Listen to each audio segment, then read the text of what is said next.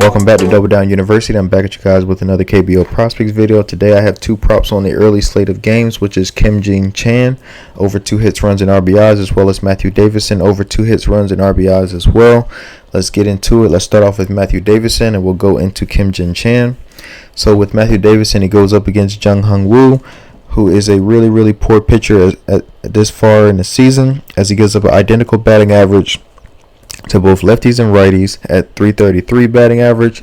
And then he's also very poor with either runners on base or runners off base, as he gives up a .429 batting average when the bases are empty, gives up a .294 batting average with runners on base, and then he also gives up a .300 batting average with runners in scoring position. So that bodes well for our hits, runs, and RBIs category, because even if he gets walked or he gets on by any means, he's capable of scoring if he's put in scoring position, or even if he's just on base, period. You know, they have a really good track record against him. Reason why I chose Matthew Davidson is because he's smoking the ball against lefties, as he has a ridiculous .875 batting average against lefties, 7 hits, 2 doubles, 2 home runs, 5 RBIs, 2 walks. Hasn't struck out yet against lefties. So, and then also he faces a really good matchup, because this lefty doesn't strike people out at all, as he's a 22% K percentage.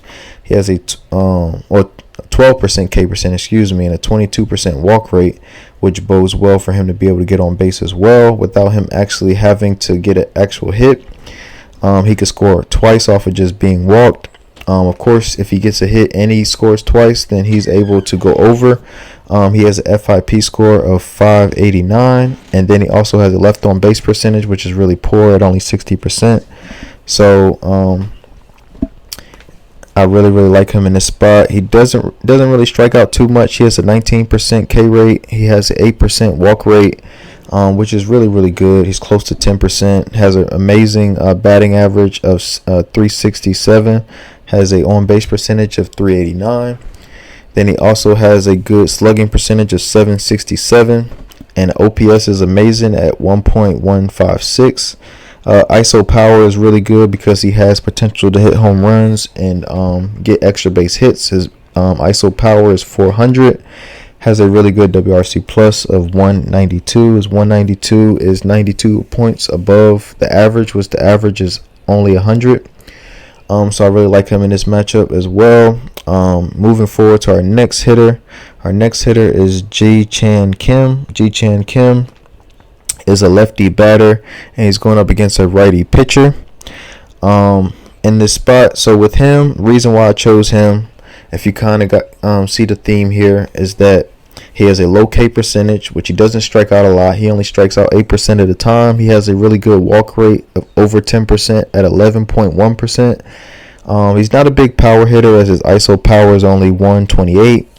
He has a good balls batted in play percentage of a batting average, I should say, of 457. Has a good average of 410. On base percentage is really good at 489. Has a good WRC plus number of 190, which is 90 points above the average of 100, which I just told you guys. He's facing a pitcher, Sung Baek, but I've watched this guy for a really long time, as he's pitched in the KBO since 2015. One thing about him, he had a really good start last outing, which kind of skews his numbers to make it seem like he's a really good pitcher, which I think is fictitious. And the one big telling sign of why I think that he's due for regression is his left on base percentage is 92%, which is ridiculously good. And as you can see, his overall this last couple years in KBO, he's around average 70. This 70 to 80% is average to good. And the last 2 years, he had a 69% left on base percentage, and then last year he had a 70% left on base percentage. And these two seasons have a bigger sample size than what he had so far this year, as he's only had one start. His K percentage averages around 23 to anywhere between 19 to 23%. Has a 6% walk rate, but this year his walk rate is actually up to 9.5, which is close borderline to really bad at 10%. as we previously stated with our last pitcher. So I just think he's overall due for regression. His balls batted in play is .417, which is really poor, as well as his batting average against is .333. And then overall, as we look at him, he struggles against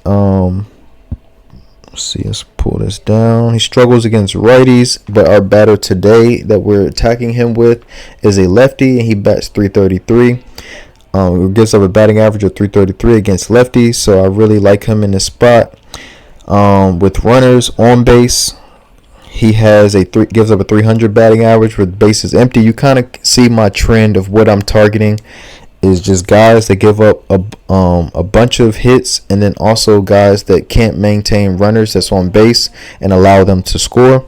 As you can see, like, this isn't sustainable. If you have bases empty, you give up a .429 batting average, and then with the runners on, you give up a .300 batting average, and then also he hasn't really been tested. As you can see here, runners in scoring position, he has a 0 average, so he hasn't really been tested in his last start. So I think that this is the game where he's going to be tested. So I really like him in this spot. So I'll go over it again. So Kim Jing Chan over 2 hits, runs, and RBIs, as well as Matthew Davidson over 2 hits, runs, and RBIs as well. So I appreciate you guys. Please like, comment, subscribe, and I'll see you guys next time.